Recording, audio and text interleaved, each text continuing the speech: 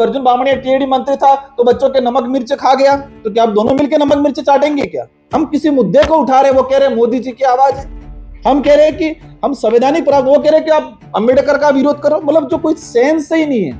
2 बार उन्होंने चप्पल निकालने का प्रयास किया, वीडियो में आ रहा है। उम्र दराज है, वो 60 साल की आसपास की एज होगी। मैं तो 32 साल का युवा में हूं, तो गुस्सा मुझे आना चाहिए, बौखलाहट मेरे अंदर होनी चाहिए क्योंकि मैं युवा हूं, लेकिन वहां उल्टा दिख रहा था। भाजपा के पास ऐसी एक वॉशिंग मशीन है जहां पर अगर कोई भ्रष्ट व्यक्ति, गलत व्यक्ति चला जाता है तो वो धुल जाता है। जो नेता बाबूलाल जी कटारा की अनुशंसा करने वाले थे, इन्हीं नेताओं ने काकरी डुंगरी प्रकरण कराया था।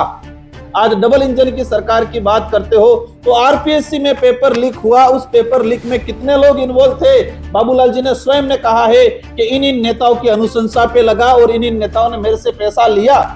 तो ये सरकार इन नेताओं पे कार्रवाई क्यों नहीं कर रही है? और भाजपा की सरकार आने के बाद चुप बैठी है, मुख्य मुद्दों से भटकाने का दूसरा काम कर रही है। तो हम चाहेंगे कि सभी एक ही थैली के चट्टे बट्टे। इसमें आदिवासी नहीं, दलित, पिछड़ा, ओबीसी, सामान्य सब व्यक्ति थे, हर वर्ग का व्यक्ति था। यूडीए की इतनी तानाशाही चल रही है, इसमें भाजपा के आधे लोग विरोध कर रहे हैं, आधे समर्थन कर रहे हैं, जनता को वोट बैंक बनाने के लिए जानबूझ के माहौल बना रहे, और कांग्रेस के नेताओं ने भी खाना पूर्ति करने का काम किया मात्र। लेकिन वो चुप हैं, वो चुप है, इसका मतलब गलत है, क्योंकि उनका न्यूज़पेपर में नाम आया है। बाबूलाल जी ने ईडी को बयान दिया है, ईडी के बयानों में नाम आया है। इसमें रघुवीर जी यहाँ के जिलाध्यक्ष बनाए, उनका नाम है, दिनेश जी खोडनिया का नाम है, पूर्व जिलाध्यक्ष का नाम है, अर्जुन बामणिया जी का नाम है, सारे नेताओं का नाम है। कांग्रेस के जितने जो नेता थे, इन सारे नेताओं का नाम है। और ये वही नेता है जो नेताओं ने काकरी डुंगरी प्रकरण करा कि एक मात्र आदमी को बलि का बकरा बना के आपने अंदर करवा रखा। क्योंकि उस समय जो तात्कालीन जो सरकार थी, यहाँ के जो लोग थे, कांग्रेस के जो लोग थे, सत्ताधारी लोग थे, इन लोगों ने ही प्रकरण कराया, ये सच्चाई है। पुलिस की जांच में भी आए, लेकिन सरकार में था इसलिए नहीं, हमारे पे ठीकरा फोड़ दिया पूरा। और वो जनरल वर्ग के यहाँ के लोगों को भड़काया कि बाप बड़े दंगा करते हैं, ये करते, खिरवाड़ा जला रहे थे, ये जला रहे थे। हमने कोर्ट में भेजा था बच्चों को, और उस कोर्ट के रास्ते से सड़क पर रास्ते लाने का काम ही कांग्रेस के नेताओं ने किया था उस समय। वो इन आंदोलनों को क्या कहते हैं? ये तो नक्सलाइट है, ये तो उग्रवादी है, ये तो ऐसे करते हैं। उस आंदोलन की छवि बिगाड़ने का काम करते हैं ये लोग। उदयपुर के अंदर भी हुआ, आज जिस तरह से शहर के अंदर गंदीवाड़ा हो रहा है, आज क्या स्थिति बने, गटर का पानी घरों में जा रहा है, इंदौर के अंदर लोग मरे गटर का पानी पी के। इन बातों को लेके भी हमने भारत आदिवासी पार्टी ने लड़ाई लड़ी है और आगे भी लड़ते रहेंगे। तुम क्या करना चाह रहे हो? तो उन्होंने कहा मेरे को तू बोल रहे हो, मैंने तुम कहा जिसको तू बना दिया।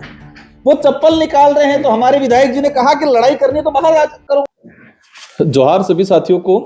आज उदयपुर संभाग मुख्यालय पे भारत आदिवासी पार्टी की तरफ से एक प्रेस वार्ता का आयोजन किया गया है। आज ये प्रेस वार्ता आयोजन करने का मुख्य जो कारण रहा है कि वर्तमान सरकार डबल इंजन की सरकार के नाम से जानी जाती है, और वर्तमान हमारे राजस्थान के मुख्यमंत्री जी जीरो टॉलरेंस की बात करते हैं, और पूरे देश के अंदर ईडी का बोलबाला है, जांच एजेंसियों का बोलबाला है।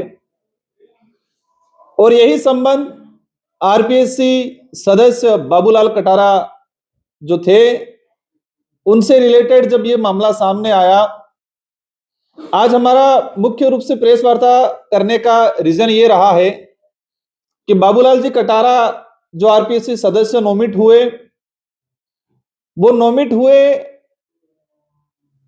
नवंबर, शायद 15 अक्टूबर 2020 में, और बनने के बाद कुछ समय बाद ही चर्चा में आए। चर्चा में इसलिए आए कि एसआई भर्ती पेपर लीक हुआ, और एसआई भर्ती का जब खुलासा हुआ, एसआई भर्ती के साथ साथ अन्य भर्तियों का भी खुलासा हुआ।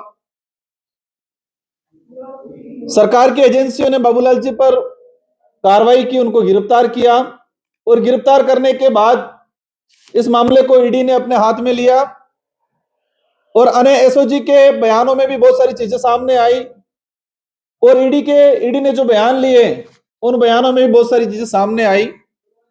इसमें मूल रूप से सामने आया कि बाबूलाल जी की जो नियुक्ति हुई वो किन नेताओं की अनुशंसा पे हुई।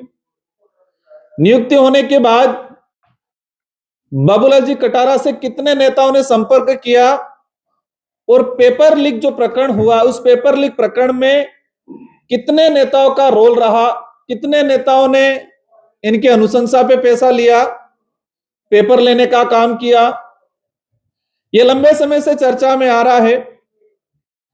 भारत आदिवासी पार्टी की तरफ से सवाल है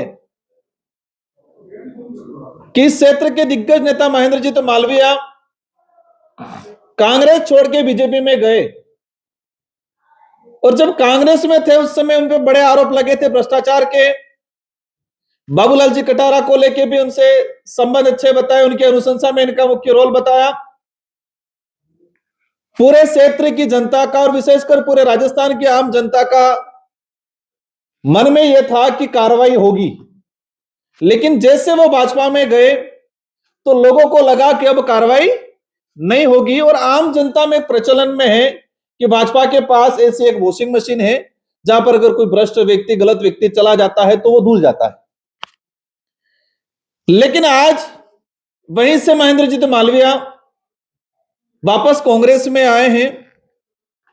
हमारा वो किस पार्टी में जाए, क्या करे, कहां जाए, कहां रहे, उससे हमारा कोई संबंध नहीं है, सरोकार नहीं है।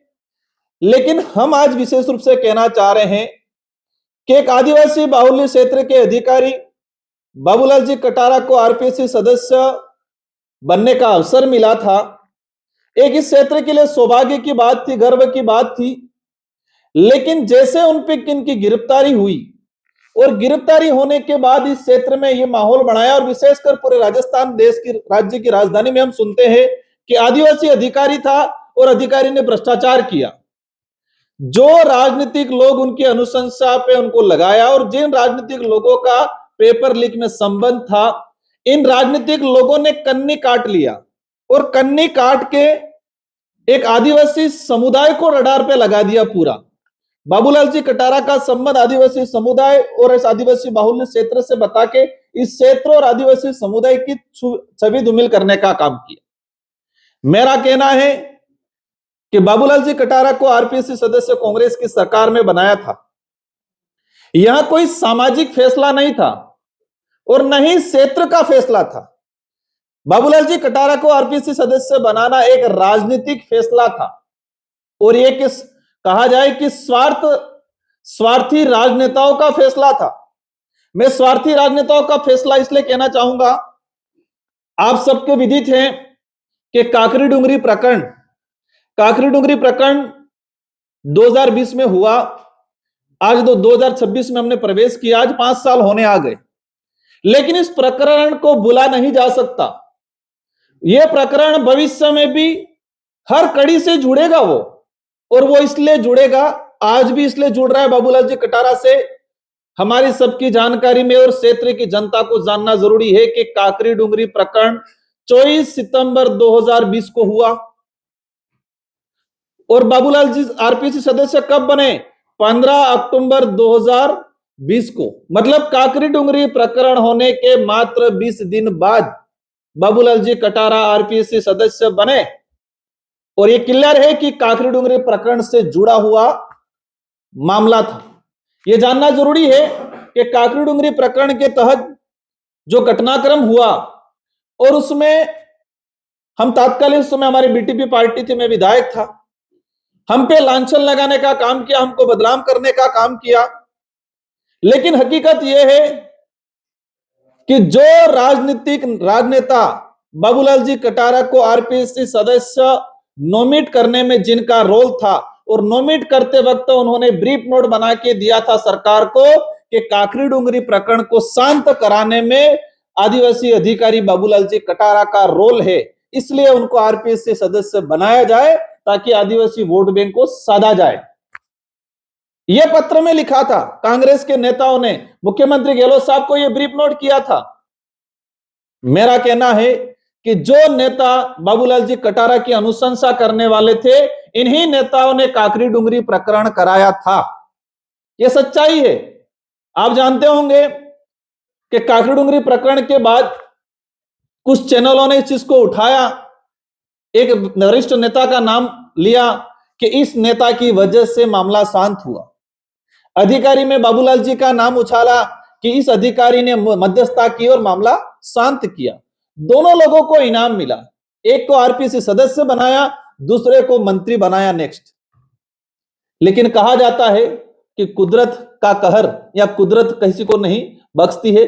आज हमारा जो सवाल है, आज हमारा जो कहना है कि ये आदिवासी समुदाय की छवि धूमिल करने का काम किया जा रहा है और जो नेता इसमें इन्वॉल्व थे वो साइड में हट रहे हैं, अपनी छवि सुधारने में लगे हैं।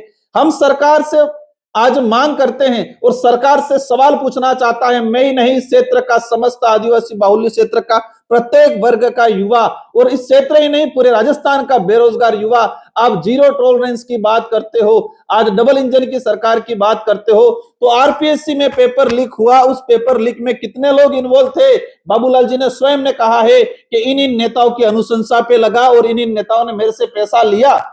तो ये सरकार इन नेताओं पे कार्रवाई क्यों नहीं कर रही है? यह भी सवाल उठता है कि आरपीएससी क्या एक सदस्य मात्र इन्वॉल्व था? क्या अध्यक्ष से लगा के दूसरे सदस्य इन्वॉल्व नहीं थे? उसी दौरान एक चर्चा में फिर आया, आरपीएससी सदस्य थे मंजू शर्मा जी, उन्होंने इस्तीफा दे दिया, उनका भी नाम उजागर हुआ। कांग्रेस के प्रवक्ता थे हमारे बांसवाड़ा के, इनका संबंध साथ में बताया, एसओजी की जांच में भी सामने आया। लेकिन एक चीज देखा गया कि ये पेपर लीक जो प्रकरण जो था, जो गिरोह लंबे समय से काम कर रहा है और वर्तमान में भी हो सकता है कुछ हद तक एक्टिव हो, लेकिन इस सारे का ठीकरा एकमात्र आदिवासी अधिकारी बाबूलाल कटारा पे फोड़ने का काम किया है। और बाकी जो लोग अधिकारी आरपीसी के मेंबर हो या अध्यक्ष हो और इन नेता जो इन्वॉल्व थे, उन सारे नेता साइड में हट गए, बच गए और एकमात्र आदिवासी अधिकारी को बलि का बकरा बनाने का काम किया गया है। हमारा कहना है कि जो नेता इन्वॉल्व थे कांग्रेस के, बीजेपी की सरकार, हो सकता है उस समय तो मालवीय जी बीजेपी में चले गए थे इसलिए आपने कार्रवाई रोक दी हो, अब तो आपको भी लात मार के चले गए कांग्रेस के अंदर, वापस भाजपा में चले गए थे इसलिए आपने कार्रवाई रोक दी हो, आज तो चले गए। तो मैं चाहूंगा कि डबल इंजन की सरकार इस क्षेत्र में जो फर्जीवाड़ा हुआ था, पेपर लीक, एसआई भर्ती अकेले का मामला नहीं है, लाइब्रेरियन भर्ती में हुआ, शिक्षक भर्ती में हुआ, कई अनेक साक्षात्कार इंटरव्यू के अंदर फर्जीवाड़ा हुआ है, इन सारे का खुलासा होना चाहिए। ये वही नेता हैं जिन नेताओं ने आदिवासी बाहुल्य क्षेत्र में 2013 की अधिसूचना लागू करके रिजर्वेशन पॉलिसी लागू की, 2016 में संशोधित अधिसूचना आई। इन नेताओं ने इस क्षेत्र के आदिवासी युवाओं का आरक्षण बेचने का तो काम किया ही था, लेकिन बाबूलाल जी के कंधे पे बंदूक रख के नौकरियां बेचने का भी काम उन्होंने किया है।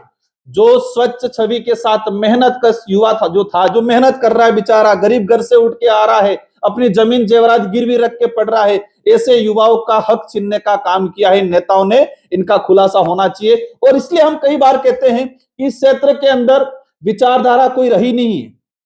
भारत आदिवासी पार्टी एक मजबूत विचारधारा के साथ खड़ी है, लेकिन यहां पर कांग्रेस और बीजेपी की कोई विचारधारा नहीं है और इंटरनली एक होके लिए वो लोग काम करते हैं। आपने देखा होगा पिछला जिला परिषद का चुनाव कांग्रेस बीजेपी एक हुआ, अभी कांग्रेस में गए, कांग्रेस से बीजेपी में गए, बीजेपी से कांग्रेस में आ रहे। तो इस क्षेत्र में, इस क्षेत्र को लूटने का काम किया है। तो भारत आदिवासी पार्टी इसका खुलासा करना चाहती है और सरकार से मांग करती है कि बाबूलाल जी कटारा की अनुशंसा करने वाले कितने नेता थे, इन नेताओं पे कार्रवाई हो। ईडी के बयान में आया है, बाबूलाल जी ने स्वयं ने कहा है कि मेरी जान का खतरा है। बाबूलाल जी को किससे जान का खतरा है? हमारा जहां तक मानना है कि बाबूलाल जी के इस बयान पे गहनता से जांच होनी चाहिए और जिन लोगों ने इनकी अनुशंसा करके लगाया है, जिन लोगों का उनका कनेक्शन था, जहां जहां पेपर गए हैं, इन सारे का खुलासा होना चाहिए इस सरकार में। अगर भाजपा सरकार, राजस्थान के मुख्यमंत्री भजनलाल जी इसका खुलासा नहीं करते हैं तो इन पे भी सवाल उठेगा और आपको जीरो टॉलरेंस की बात करने का कोई अधिकार नहीं है इस क्षेत्र के अंदर। आपको भ्रष्टाचार मुक्त राजस्थान करने की कोई सवाल नहीं है।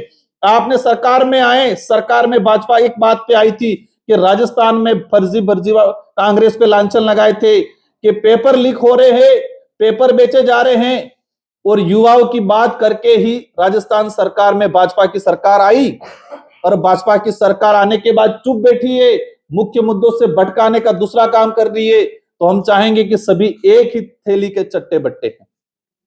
दूसरा, आज हमारा जो विषय है, आदिवासी बाहुल्य क्षेत्र के अंदर और विशेषकर उदयपुर में यूडीए की जो तानाशाही, यूडीए का जो बुलडोजर को लेके काफी चर्चा में रहता है।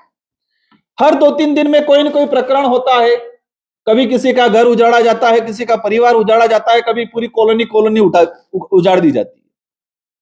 इसको लेके हाल ही एक हाईकोर्ट का फैसला आया और इस फैसले में यह सामने आया कि हाईकोर्ट ने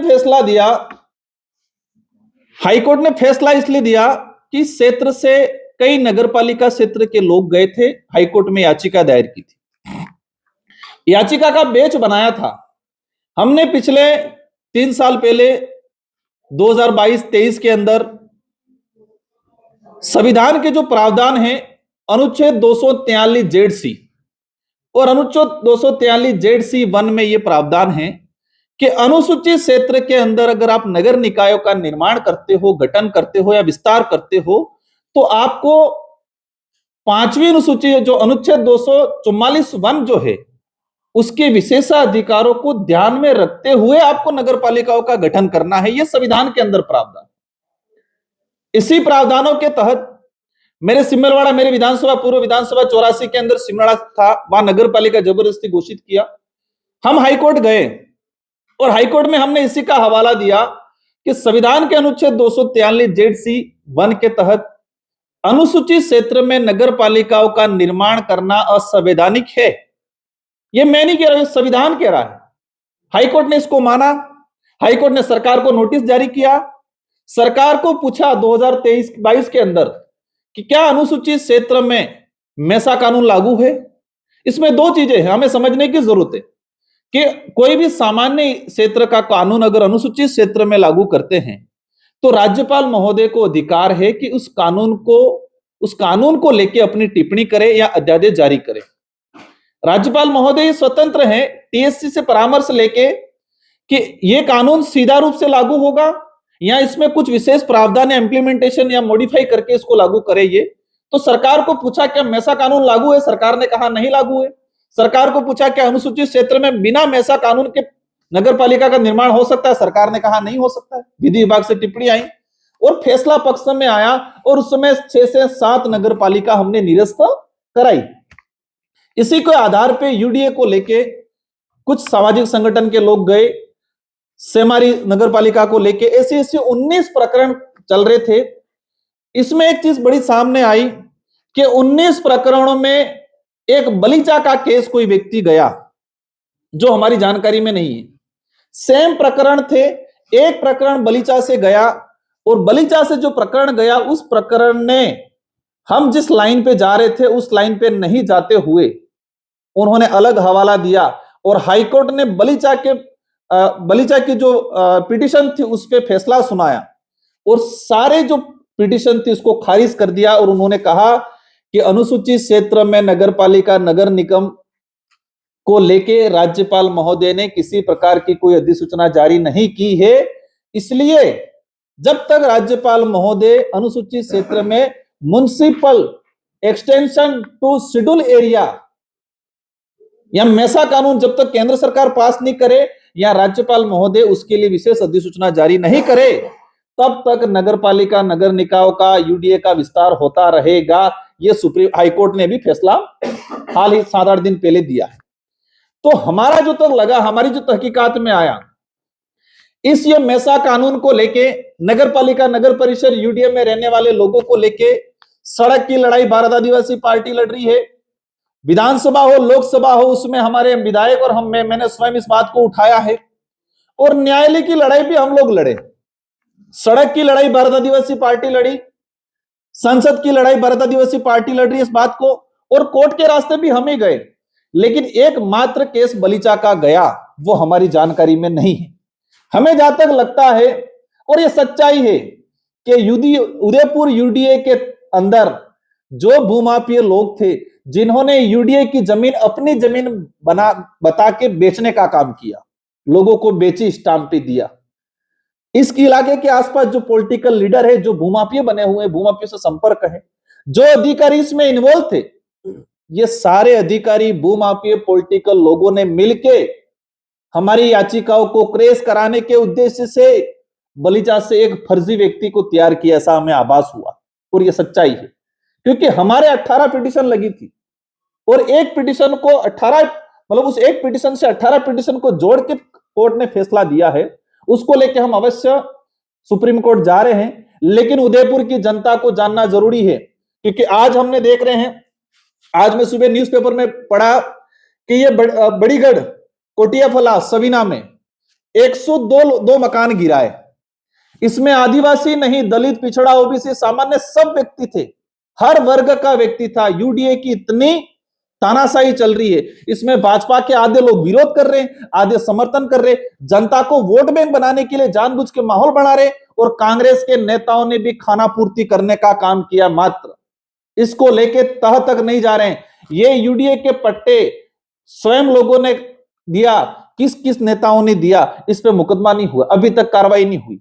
लोगों को, जो लोग मजदूरी करके अपना 2 पैसा कमाया, लोन लेके 2 पैसा कमाया, उससे जमीनें ली है उन्होंने। हो सकता है अनलीगल हो हमारी नजर में, सरकार की नजर में, लेकिन वो अनपढ़ है बेचारा, गरीब पे व्यक्ति, उसको नहीं पता है कानून क्या होती है। तो उदयपुर में जो जमीनों का खेल हो रहा है और हाईकोर्ट का जो फैसला आया है, उसको लेके हम अवश्य सुप्रीम कोर्ट जा रहे हैं। लेकिन मैसा कानून को लेके सरकारें कोई भी हो, कांग्रेस की हो या बीजेपी की हो, आदिवासी बाहुल्य क्षेत्र, दलित, पिछड़ा, ओबीसी, किसी भी गरीब तबके के लिए ये सरकारें हमेशा अपनी कन्नी काटने का काम करती है। मैसा कानून 2001 में राज्यसभा में पेश हुआ।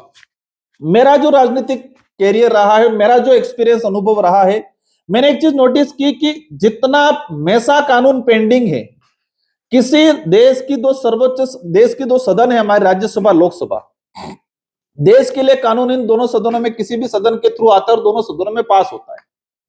मात्र एक मैसा कानून ऐसा है जो 2001 से लगा के 2025 आज 26 आ गया, तब तक पेंडिंग है।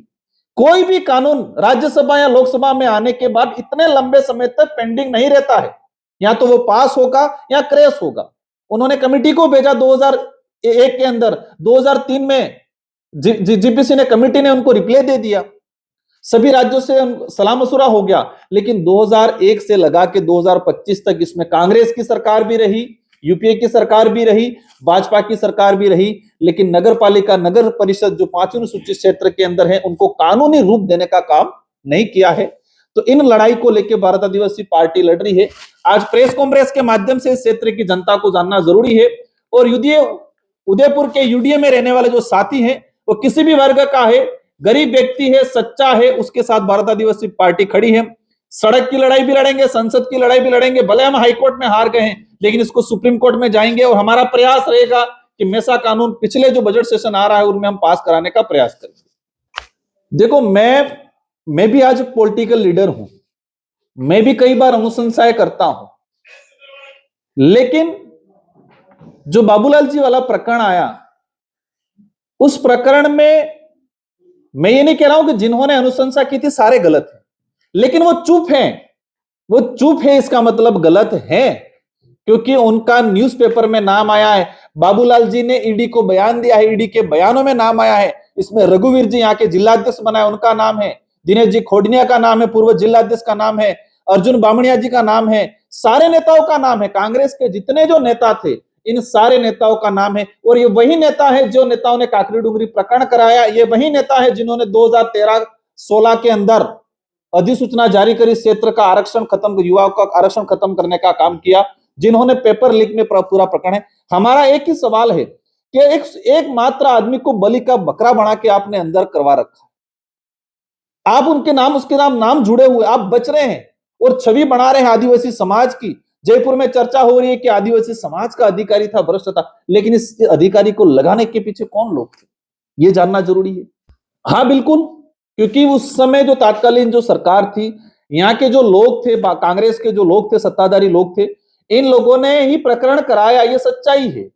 पुलिस की जांच में भी आए, लेकिन सरकार ने था इसलिए नहीं, हमारे पे ठीकरा फोड़ दिया पूरा। और वो जनरल वर्ग के यहाँ के लोगों को भड़काया कि बाप बड़े दंगा करते हैं, ये करते, खेरवाड़ा जला रहे थे, ये जला रहे थे। हाँ, ये जरूर एक आदिवासी बाहुल्य क्षेत्र के बच्चे थे, लेकिन हमने कभी ये नहीं कहा कि हम ऐसा करो। हम संवैधानिक रूप से उस काकरी डुंगरी प्रकरण को, पहाड़ी पे लोग शांतिपूर्वक बैठे थे, उस धरने को समर्थन हम कर रहे थे। आज भी ये बच्चे दर दर की ठोकरे खा रहे 11 सब्सिडी वाले। हमने कोर्ट में भेजा था बच्चों को, और उस कोर्ट के रास्ते से सड़क पर रास्ते लाने का काम ही कांग्रेस के नेताओं ने किया था उस समय। सर, आप जो है ये जल जंगल और जमीन बचाने की बात करते हैं, आदिवासी इलाके में आज हमने देखा है कि जंगल खत्म हो चुके हैं, जमीनें जो है भूमाफिया या प्रभावशाली लोग आदिवासियों की खा रहे हैं और जिले भी खत्म होती जा रही है। इसको लेकर बृहद स्तर पर आप लोग कोई आंदोलन क्यों नहीं चला रहे? आंदोलन की बात आती है, इस क्षेत्र का पिछले 4-5 सालों का इतिहास है कि सबसे अधिक आंदोलन भारत आदिवासी पार्टी और उसके समर्थन के लोगों ने किया है। लेकिन यह भी सच्चाई है कि जो विरोधी लोग हैं, जो भूमाफिया हो, पॉलिटिकल लीडर हो, और इन पॉलिटिकल लीडर और भूमाफिया से जो अधिकारी जो मिले हुए हैं, वो इन आंदोलनों को क्या कहते हैं? ये तो नक्सलाइट है, ये तो उग्रवादी है, ये तो ऐसे करते हैं। उस आंदोलन की छवि बिगाड़ने का काम करते हैं ये लोग। आपने देखा होगा, पिछले 5 सालों का इतिहास उठा के देख लो, सबसे ज्यादा आंदोलन भारत आदिवासी पार्टी ने किया हो। अरावली का मामला हो, एट्रोसिटी का मामला हो, जल जंगल जमीन का मामला हो, रिजर्वेशन का मामला हो, छुआछूत का किसी भी प्रकार का मामला हो, उदयपुर के अंदर भी हुआ। आज जिस तरह से शहर के अंदर गंदी बड़ा हो रहा है, आज क्या स्थिति बने, गटर का पानी घरों में जा रहा है, इंदौर के अंदर लोग मरे गटर का पानी पी के। इन बातों को लेके भी हमने भारत आदिवासी पार्टी ने लड़ाई लड़ी है और आगे भी लड़ते रहेंगे।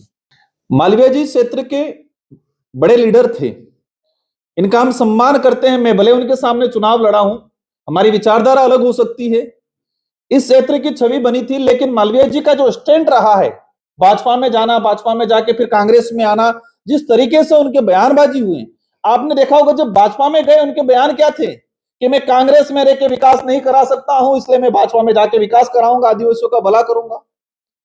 आज वही जब कांग्रेस में आके कह रहे मैं भाजपा में रह के विकास नहीं करा सकता, मैं कांग्रेस में आके विकास कराऊंगा। मतलब वो 40 साल की पॉलिटिक्स से किए उनके जो बयान उस समय कहा था, धर्म के इस ये देखा है कि धर्म को बीच में लाए बिना उनका काम अधूरा नहीं रहता है। उस समय कहा कि मुझे राम मंदिर नहीं जाने दिया, इसलिए मैं भाजपा में चला गया। तो क्या आज कांग्रेस वापस राम मंदिर जाने के लिए कह रही है, या कांग्रेस कह रही है कि आओ विकास करते हैं मिलके? कांग्रेस के नेता अर्जुन जी बामणिया भी कह रहे थे कि उन्होंने यहां पर भ्रष्टाचार किया, 2-2000 का भ्रष्टाचार किया। बामणिया जी को बयान आए थे और मालवीय जी ने स्वयं ने कहा था कि अर्जुन बामणिया टीएडी मंत्री था तो बच्चों के नमक मिर्च खा गया, तो क्या आप दोनों मिलकर नमक मिर्च चाटेंगे क्या? मतलब ये जो है, ये मानना पड़ेगा, इस क्षेत्र में दोनों पार्टियों ने मिलकर राज करने का काम किया था, लूटने का काम किया था। जब भारत आदिवासी पार्टी इस इलाके में आई है तो दोनों पार्टियों के नेताओं को समझ में नहीं आ रहा है कि करना क्या है, इसलिए इधर इधर भाग रहे हैं। जनता समझ चुकी है, इस बार पंचायती राज चुनाव में अवश्य जनता भारत आदिवासी पार्टी के साथ मजबूती से खड़ा रहेगी। हमारा प्रयास रहेगा स्वच्छ छवि के साथ इन इस क्षेत्र की जनता की, आवाम की जो समस्या है, उन आवाज समस्याओं के समाधान को लेकर हम लोग लड़ेंगे। इसमें मैं बताऊं, इससे ज्यादा जनता बताएगी इस घटनाक्रम के बारे में। और जो आपने देखा होगा उदयपुर दिशा की बैठक, डूंगरपुर दिशा की बैठक, उस बैठक में मैं अध्यक्ष हूं, वो सह अध्यक्ष हैं। एक चीज ये कॉमन सभी के जानकारी में होता है कि जो सत्ताधारी नेता होता है वो हमेशा बैठक या सदन को सफल बनाने का प्रयास करता है, और जो विपक्ष में व्यक्ति होता है वो हमेशा मुद्दों को लेकर हंगामा करता है और बैठक को मतलब विफल बनाने का प्रयास करता है। सत्ताधारी व्यक्ति होता है वो बैठक को सफल बनाने का प्रयास करता है, और विपक्ष वाला बैठक को विफल बनाने का प्रयास करता है। आपने देखा होगा, मैं बैठक को सफल बनाने का प्रयास कर रहा था, वो बैठक को विफल बनाने का प्रयास कर रहा था। इनको यह भी नहीं पता है कि मैं सत्ता पक्ष से हूं कि विपक्ष से हूं, यह भी उनको आइडिया नहीं है। ये अधिकारी वर्ग से आए हैं, न कभी वार्ड पंच रहे, न कभी सरपंच रहे, न कभी प्रधान रहे। भाजपा के कई लोग हैं जो बेचारे ग्राउंड लेवल पे काम किया है, 20-25 साल तक काम किया है। उनको कन्विंसिंग पावर, इनको जनता के मुद्दे कैसे उठाने, एक नेता की छवि, नेता की कार्यप्रणाली कैसी होती है, उन लोगों को पता है। वो अधिकारी वे में काम करने का सोचते हैं, वो ठीक नहीं। उनको एक कंफ्यूज थे वो कि मैं सत्ता पक्ष हूं कि ये हम किसी मुद्दे को उठा रहे, वो कह रहे मोदी जी की आवाज है, हम कह रहे हैं कि हम संवैधानिक प्रावधान, वो कह रहे हैं कि आप अंबेडकर का विरोध करो। मतलब जो कोई सेंस ही नहीं है। 2 बार उन्होंने चप्पल निकालने का प्रयास किया, वीडियो में आ रहा है। उम्र दराज है, वो 60 साल की आसपास की एज होगी, मैं तो 32 साल का युवा में हूं, तो गुस्सा मुझे आना चाहिए, बौखलाहट मेरे अंदर होनी चाहिए क्योंकि मैं युवा हूं। लेकिन वहां उल्टा दिख रहा था, सत्ता की भूमिका में निभा रहा था, उम्र दराज की भूमिका भी मैं निभा रहा था, वो जो युवाओं की भूमिका निभा रहे थे, बौखलाहट वाली भूमिका निभा रहे थे। तो आज इस क्षेत्र के अंदर बौखलाहट आई है। हमने कहा है कि मेरा किसी से कोई लड़ाई नहीं है, मन्नालाल जी से हो, अर्जुन जी से हो, बामणिया जी से हो, किसी से कोई लड़ाई नहीं है। आपकी जो कार्य प्रणाली है, उस कार्य प्रणाली पे भारत आदिवासी पार्टी सवाल करेगी। सत्ता पक्ष के लोगों को जानना जरूरी है। आप देश की पॉलिटिक्स को समझो, देश की लोकतांत्रिक व्यवस्था को समझो। आज बाबूलाल जी मंत्री बने हुए, सांसद बने हुए, उनको देश की लोकतांत्रिक व्यवस्था के बारे में नहीं पता है। अगर व्यवस्था के बारे में पता होता तो विपक्ष सवाल उठाता है तो उसका तार्किक जवाब देना चाहिए। विपक्ष का काम है लोकतांत्रिक व्यवस्था में कि सत्ताधारी लोग हैं उनकी कमियों को उजागर करना। अब हम उनकी कमियों को उजागर करते तो उनको विरोधी बनाते और विरोधी बना के हमको लांछन लगाते। आपने आज तक देखा होगा यहाँ के सत्ताधारी नेता, अगर हमने कहा कि आपने ये गलती की तो उसका जवाब नहीं देंगे, ये उल्टा हम पे दूसरा आरोप लगाएंगे। हम कहेंगे कि 1500 करोड़ लैप्स हो गया, ये कहेंगे तुम ईसाई हो। हम कहेंगे ये अरावली जा रही है, वो कहेंगे तुम हिंदुओं का विरोध। मतलब हर चीज को धर्म से जोड़ने का हमारी जो आइडियोलॉजी है, मैंने कई बार कहा है, लेकिन सत्ता का जो वास्तविक मुद्दे हैं, इन मुद्दों से भटकाने के लिए हमेशा उनका प्रयास रहा है। उनको देश की लोकतांत्रिक व्यवस्था को समझने की जरूरत है। सत्ताधारी लोगों को विपक्ष के द्वारा उठाए गए जो मुद्दे हैं, इन मुद्दों को तार्किक रूप से जवाब देना को समझने की आदत डालनी चाहिए। देखो, मैंने जो कहा, कोई प्री प्लान आता है, माइंड सेट होके आता है तो उसके माइंड में वही चीज चलती है। मैंने कहा तुम क्या करना चाह रहे हो? तुम शब्द कोई अपमानित शब्द नहीं है। हमारी भीली भाषा लॉन्गेज में कहते हैं तमे हो करा करो, तमे से शब्द शुरू होता है। तो मैंने कहा तुम क्या करना चाह रहे हो? तो उन्होंने कहा मेरे को तू बोल रहे हो। मैंने तुम कहा जिसको तू बना दिया। वो चप्पल निकाल रहे हैं तो हमारे विधायक जी ने कहा कि लड़ाई करनी है तो बाहर आ करो, स्वाभाविक है। क्या सदन है, आपको लड़ाई करने का शौक है तो बाहर आके करो, स्वाभाविक वो बात बोली हमने। पेन को उल्टे हाथ में सीधे हाथ में लेना, तो पेन उल्टा था सीधे हाथ में ही लेंगे। तो उनका देखो, कहीं कुछ भी कहे, लेकिन जनता देख रही है, जनता ने ब्रीफ किया, कौन सही है कौन गलत है वो सारी जनता देख रही है, समझ रही है, उसका जवाब भी आने वाले समय में लोगों को मिलेगा। इनके पास पता नहीं कौन सा मीडिया है, विचारधारा कभी खत्म नहीं होती। ये जरूर हो सकता है कि कभी हारे जीते, ये बात जरूर हो सकती है, लेकिन भारत आदिवासी पार्टी की मानव मूलक प्रकृतिवादी विचारधारा पे चलती है। और जहां तक हमारा मानना है, इस देश के अंदर 3 से 4 बड़ी विचारधारा है। दक्षिणपंथी विचारधारा, कांग्रेस के लिए कहा जाता है मध्यमता विचारधारा, कॉमरेड विचारधारा। भारत आदिवासी पार्टी की मानव मूलक प्रकृतिवादी विचारधारा है। और हमारा जहां तक मानना है कि भविष्य में ही हम रहे या नहीं रहे, ये विचारधारा कभी खत्म नहीं होगी। ये लोग, मेरे सत्ताधारी लोगों से कहना है, हमारा ये आप दिमाग से निकाल लो, हम आपके दुश्मन हैं। हम आपके दुश्मन नहीं है, हम आपके शुभचिंतक हैं। क्योंकि आप जिस पद पे बैठे हो, उस पद पे रहते हुए आपसे जो गलतियां हो रही है, उन गलतियों का एहसास कराने का काम हम लोग कर रहे हैं। आपसे जो कमियां हो रही है, आपसे जो भ्रष्टाचार हो रहा है, आपके विभागों में गलत हो रहा है। टीएडी मंत्री जी बाबूलाल जी के कमिश्नर के फर्जी साइन होकर, उनके फर्जी साइन होकर पैसा उठ गया, उस पर जांच नहीं हुई, उस पर मुकदमा दर्ज नहीं हुआ। मतलब क्या क्या हो रहा है। 1500 करोड़ रुपए लैप्स हो गया, मंत्री जी को पता ही नहीं चला। तो ऐसी चीजें हम जब बोलते हैं तो उनको लगता है हम विरोधी नहीं, हम शुभचिंतक है, इस क्षेत्र की जनता के शुभचिंतक है। हमारा प्रयास रहेगा, स्वच्छ छवि के कैंडिडेट हमारे पास आएंगे तो अवश्य इस क्षेत्र के अंदर भी हम उम्मीदवार उतारेंगे। तो कैसे है मेरे उदयपुर वालों, तो क्या आप भी अपने घर में शादी के लिए फर्नीचर के साथ साथ सभी इलेक्ट्रॉनिक आइटम्स भी ढूंढ रहे हैं? तो मैं आपको लेके आया हूँ एक ऐसी शॉप पे जिसका नाम है महक इलेक्ट्रॉनिक्स। आइए हम आपको शॉप विजिट कराते हैं। हाँ जी भैया, तो इलेक्ट्रॉनिक्स में अपने पास में क्या क्या आइटम मिल जाएंगे? इलेक्ट्रॉनिक्स में अपने पास में एलईडी, फ्रिज, वॉशिंग मशीन, आटा maker, micro oven, AC, cooler, electronics के सारे आइटम अपने पास में अवेलेबल है। आपने देख लिए इलेक्ट्रॉनिक्स के आइटम। अब मैं आपको दिखाता हूँ फर्नीचर के आइटम, जिसमें आपको मिल जाएंगे single bed, double bed, dressing, dining, सोफे, सोफा कम बेड, एलमीरा। एलमीरा मेरे पास 2 तरह की मिलेगी, वुडन एलमीरा और मेटल एलमीरा। शादी का पूरा पैकेज बुक कराने पे मिलेगा आपको trolley bag, cooker, mixer, press, कंबल, बेडशीट, पिलो, और सबसे मेन ये बिल्कुल फ्री रहेगा, 1 रुपया आपसे इसका लिया नहीं जाएगा। और भैया मैंने सुना है अपने यहाँ पे गैस चूल्हा और चिमनी भी मिलती है? बिल्कुल सही सुना है भैया आपने। अपने यहाँ पे कुचना कंपनी का प्रोडक्ट रखते हैं, जो उदयपुर की पहली शॉप है जिसमें आपको कुचना की चिमनी की सारी रेंज मिल जाएगी। कुकटॉप, गैस चूल्हा, चिमनी की सारी रेंज आपको मिल जाएगी, जिसमें वेविंग सेंसर के साथ में। और सबसे फर्स्ट इस चिमनी की खासियत ये है कि इसमें 5 साल की प्रोडक्ट की वारंटी है और 10 साल की इसकी मोटर की वारंटी है। तो इसमें पूरी रेंज आपको मिल जाएगी। शादी का सारा सामान बुक तो करवाना है और आपको लग रही है बजट की तकलीफ, तो अपनी इस दुकान पे फाइनेंस भी सुविधा उपलब्ध है, जिसमें आप बजाज से, आईडीएफसी से, एचडीबी से फाइनेंस भी करा सकते हो और ऑफलाइन फाइनेंस भी करा सकते हो।